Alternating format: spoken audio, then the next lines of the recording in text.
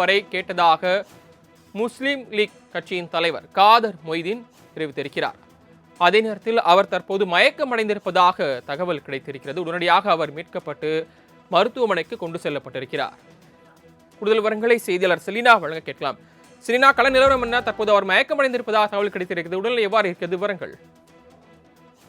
Indian union முஸ்லீம் league கட்சி சார்பாக இன்று பேச்சுவார்த்தை என்பது நடத்தப்பட்டிருந்தது. தொகுதி பங்கீடு தொடர்பான இந்த பேச்சுவார்த்தைக்கு பிறகாக செய்தியாளர்களை சந்தித்த காதர் மொய்தீன், செய்தியாளர் சந்திப்பிற்கு பிறகு அவர் காரில் ஏற செல்லும் பொழுது வெயில் அதிகமாக இருந்ததால் மயங்கி விழுந்தார். உடனடியாக அறிவாலயத்திற்கு உள்ளே கொண்டு செல்லப்பட்டு அவருக்கு தண்ணீர் கொடுக்கப்பட்டிருந்தது.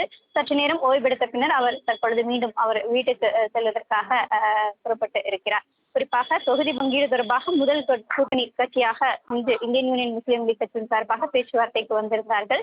5 கட்சிகள் வரையிலும் கூட்டணியில் இடம்பெறுவதற்காக இடங்கள் கேட்டிருந்ததாகவும், ஆனால் கூட்டணியில் புதிதாக கட்சிகள் இணையும் பொழுது தொகுதிகளை குறைக்க வேண்டும் என்ற அடிப்படையில் திமுக பேசியதாக அவர் செய்தியாளர் சந்திப்பில் தெரிவித்திருந்தார். குறிப்பாக 5 இடங்கள் கேட்கப்பட்டிருந்ததாகவும், அதில் 3 இடங்களில் கடந்த முறை போட்டியிட்ட நிலையில் இந்த முறை 2 தொகுதிகளில் போட்டியிடுங்கள் எனவும் 1 தொகுதியை தானம் கொடுக்க வேண்டும் என்ற அடிப்படையில் திமுக பேச்சுவார்த்தை குழு பேச்சுவார்த்தை நடத்தியதாக கூறப்படுகிறது.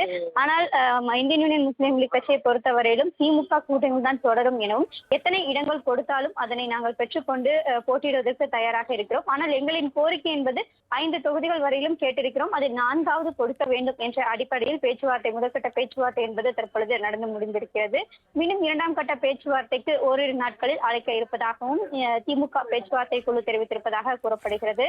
இந்தியன் யூனியன் முஸ்லீம் லீக் கட்சியில் இருக்கக்கூடிய முதல் தலைவர்களுடன் பேச்சுவார்த்தை நடத்தியதற்காக எத்தனை தொகுதிகளை மேலும் கேட்கலாம் என்பது தொடர்பான இறுதிக்கட்ட ஆலோசனை என்பது நடத்தப்படும் என்று காதர் மொய்தீன் தற்போது செய்தியாளர் சந்திப்பில் தெரிவித்திருக்கிறார். 1 தொகுதியை கொடுத்தாலும் கூட நாங்கள் திமுக கூட்டணியில் தான் அடுத்து வரக்கூடிய சட்டமன்ற தேர்தலில் போட்டியிடுவோம் எனவும், இது சீட்டுக்காகவோ அல்லது தேர்தல் வாக்குறுதிக்காகவோ இணைக்கப்பட்ட கூட்டணியாக இல்லை எனவும், இது கொள்கை ரீதியாக இணைக்கப்பட்ட கூட்டணி என்று தெரிவித்திருந்தார். கலைஞர் காலத்தில் 16 எம்எல்ஏக்கள் இஸ்லாமிய எம்எல்ஏக்கள் இருந்ததாகவும், அதே போன்று இந்த முறையும் 16 எம்எல்ஏக்கள் இஸ்லாமிய எம்எல்ஏக்கள் சட்டப்பேரவையில் இடம்பெற வேண்டும் என்பதற்காக தான் பேச்சுவார்த்தை என்பது தொடர்ச்சியாக நடத்தப்பட்டு வந்ததாகவும், ஆனால் திமுகவை பொறுத்தவரையிலும் கூட்டணியில் இருக்கக்கூடிய அனைத்து கட்சிகளுக்குமே 1 இடங்களை தானம் செய்ய வேண்டும் என்ற கருத்தில் தான் பேச்சுவார்த்தை என்பது நடத்தப்பட்டு வருவதாக தெரிவித்திருப்பதாகவும், அனைத்து கட்சிகளும் 1 தொகுதியை தானம் செய்தால் நாங்களும் ஒரு தொகுதியை தானம் செய்ய தயாராக இருப்பதாக தெரிவித்ததாக காதர் மொய்தீன் செய்தியாளர் சந்திப்பில் தெரிவித்திருந்தார். மேலும் தற்போது வரையிலுமே அவர்களின் கோரிக்கை என்பது 5 தொகுதிகள் கொடுக்க வேண்டும் அல்லது 4வது கொடுக்க வேண்டும் என்ற கோரிக்கை வைத்திருக்கிறார்கள். அந்த திமுகவை பொறுத்தவரையிலும் 3லிருந்து 1 தொகுதியை தானம் செய்து 2 தொகுதிகள் திமுக தருவதாக கூறியிருப்பதாகவும் செய்தியாளர் சந்திப்பில் தெரிவித்திருக்கிறார். தாங்கள் வழங்கிய விரிவான தகவல்களுக்கு நன்றி செலினா.